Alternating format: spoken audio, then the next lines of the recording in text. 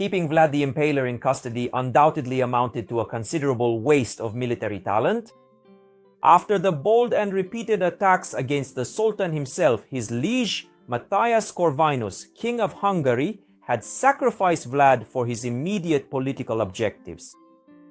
Seeking peace with the Ottomans to deal with internal problems and fierce competition with the German Kaiser for the Hungarian crown, Matthias arrested Vlad.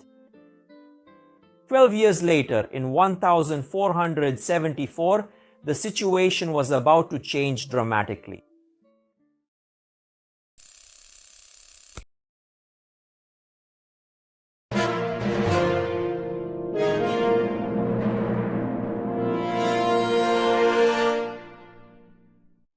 Greetings, my name is Adrian Gheorghe. I am a historian by profession, and I am part of the international and interdisciplinary research team, Corpus Draculianum, which aims to collect and publish all historical sources of any kind and origin from and about the most famous Romanian, Voivode Vlad the Impaler Dracula. Before we begin, please support this project. And this scientific channel can be supported either by subscribing or, if your pockets allow, through PayPal donations. At the address listed below. As usual, what we recount in this episode is the result of extensive research conducted by our dedicated team based on original historical sources, which were consulted in various archives, libraries, and museums all around the world.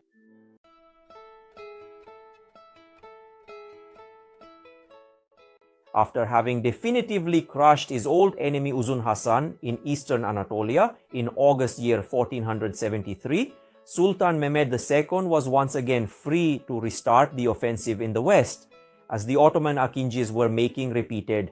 With frequent incursions deep into Hungarian territories, King Matthias Corvinus desperately needed any commander with solid combat experience.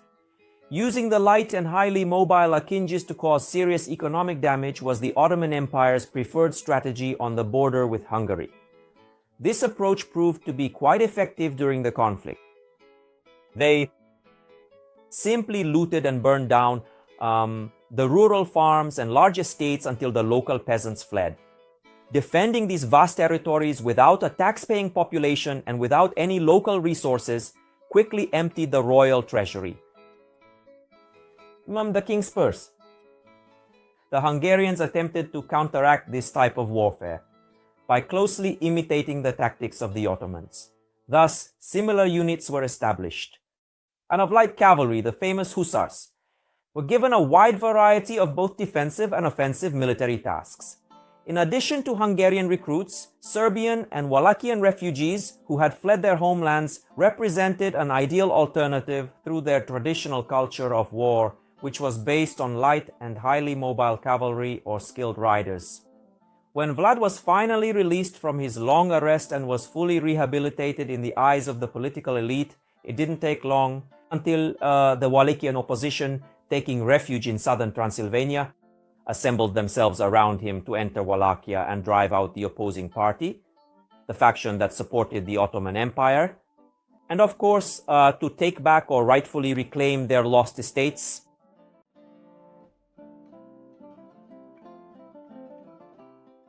However, Matthias was still extremely hesitant and cautious about taking the risk of provoking Ottoman actions against his estates or his family's estates in Transylvania, which had been largely left untouched and unharmed until then. The taxes he collected there represented the essential financial foundation and backbone of his rule in Hungary.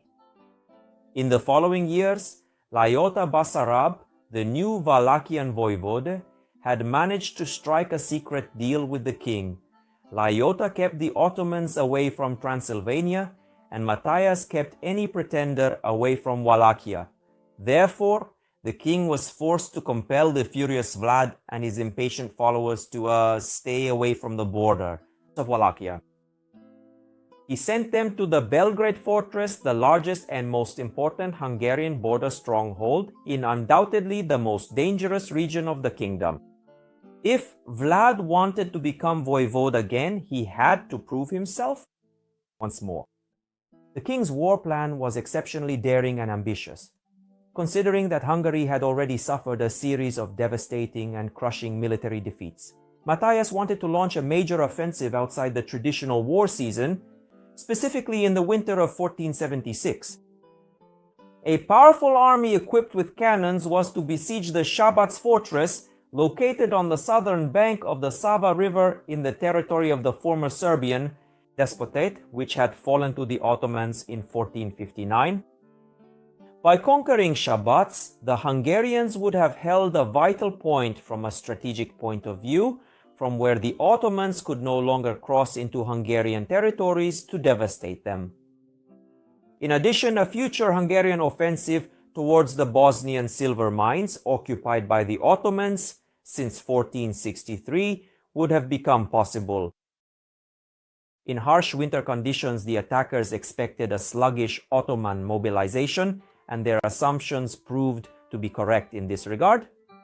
Vlad's Wallachians were tasked to provide protection for the attackers against any Ottoman attempts to break the siege, that is, to relieve it, to secure vital supply lines, and to gather intelligence from the surrounding areas.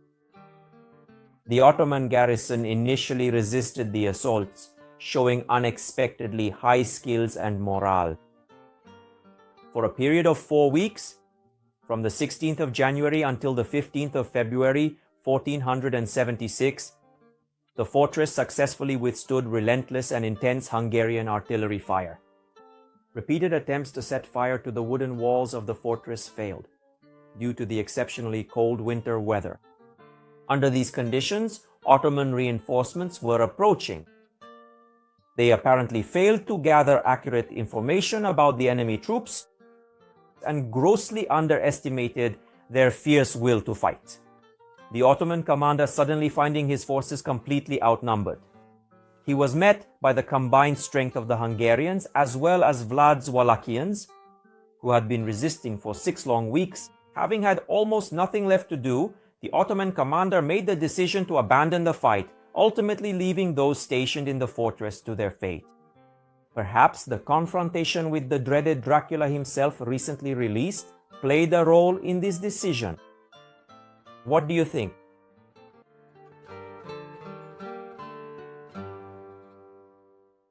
After quick negotiations, the garrison finally surrendered in exchange for the assurance of safe passage. If we believe the Hungarian propaganda, the king kept his word. However, Peter Eschenloher, a chronicler and diplomat from Wroclaw, reports that there were also a large number of Hungarians and Germans in the fortress who had supported the pagans and had also gone over to the Turks because of their carnal pleasures. End of quote. Eschenloher explains in his writings that they had gone there to take part in perverse orgies, just as the common stereotypes of that era imagined the Orientals. The king sentenced every single one of them to a brutal death and let no one escape. If we are to believe this rather provocative and detailed historical account, it is not at all difficult for us to speculate which of the king's high-ranking commanders was directly held accountable for the brutal impalement of all the Christian traitors. Do you have any lingering doubt at all about who did this?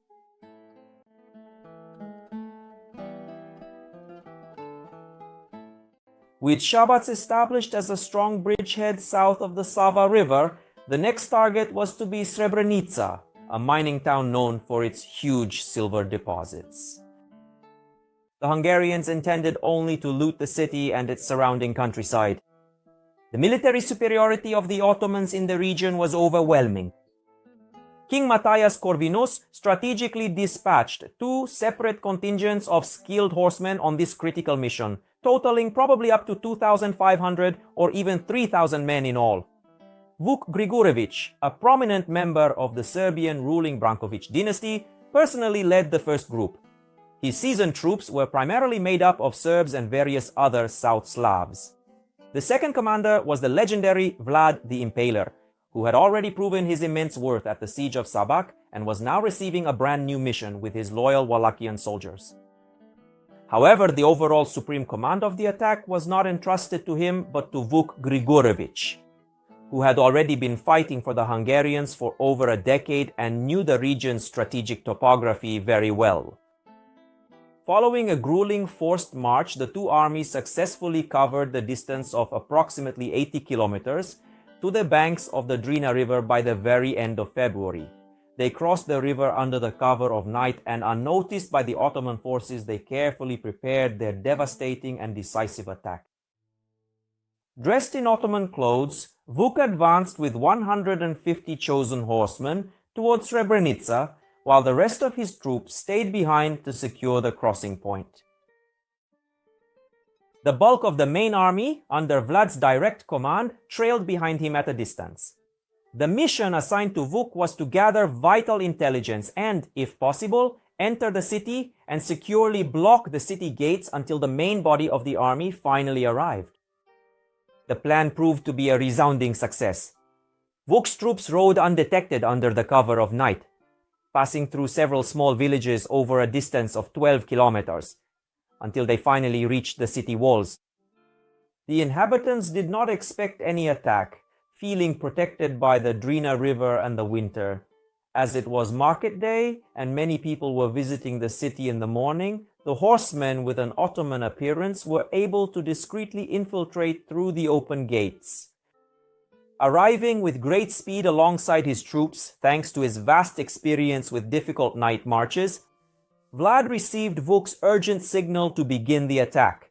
Gabriele Rangone, the bishop of Eger and a personal favorite of King Matthias Corvinus, later reported on the unimaginably rich silver loot captured. This success tempted the two commanders to significantly delay their planned retreat. Divided into three columns, their troops advanced northwest toward Kushlat and Zvornik in search of even greater loot. Unsurprisingly, news of their incursions had already spread, alarming the inhabitants and garrisons and mobilizing Ottoman reinforcements from the south. To block the forward advance and cut off the retreat of the Serbian and Wallachian horsemen, the Ottomans blocked the main road to Kushlat with many felled trees, and 400 fighters positioned behind them.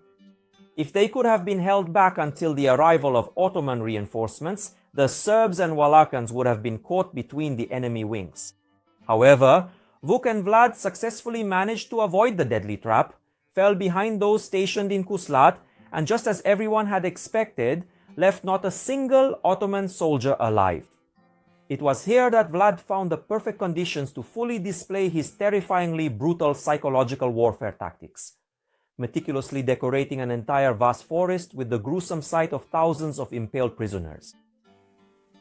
The message was absolutely clear, as Vlad said in his own very words, and I quote, "When the Turks see these sights, they will surely turn back in great fear and flee immediately."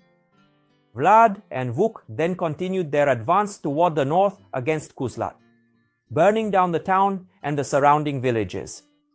Terrified that they might suffer a similar fate, the inhabitants of Zvornik desperately tried to build another barricade which, once again, was quickly breached by the attackers. During this attack, an arrow inflicted a serious wound upon Vuk in the leg, and Vlad took over supreme command of the forces. He continued to advance further through the Drina Valley to Zvornik, where he captured, looted, and burned the entire town, killing every single one of the inhabitants he could lay his hands on. After refraining from besieging the fortress, Vlad finally withdrew before the arrival of Ottoman reinforcements.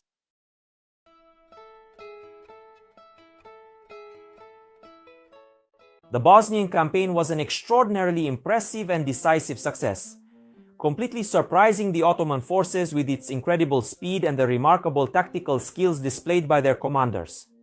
While the troops led by Vlad and Vuk had suffered at most a few dozen losses, the Ottoman troops recorded a staggering number of well over several thousand casualties. Not to mention the countless civilians, as we would commonly call them today. The material damage inflicted was so great that all silver mining operations had to be completely halted for a significant period of time, due to the lack of people. If Vlad hoped he could profit from the loot, he must have been very disappointed later. King Matthias Corvinus used the money for his own expenses, as he was in great need. His favorite, Johann Beckenschlager, whom he had appointed Archbishop of Esztergom, had unexpectedly fled Hungary with the crown treasury. valued at 300,000 florins, an amount equivalent to over a ton of gold, which represented the equivalent of an entire half year of the kingdom's total royal income. We can therefore reasonably speculate whether or not the risky campaign in Bosnia might not have been motivated, in actual fact, by nothing else other than this massive and deeply, extremely embarrassing financial loss. Also, the king was subject to very high expenses for his lavish wedding to Beatrice of Aragon, daughter of the King of Naples, during that same year. Consequently, only limited funds remained for the rearmament of his vassal Vlad, specifically in preparation for the Wallachian campaign. Its conquest in the autumn of the year 1476 was an extremely risky operation, even for the dreaded Dracula. More about this in a future episode. Until then, as His Majesty always used to conclude, his personal letters to me, in Slavonic, I also wish you from all my heart, may God rejoice you. Goodbye.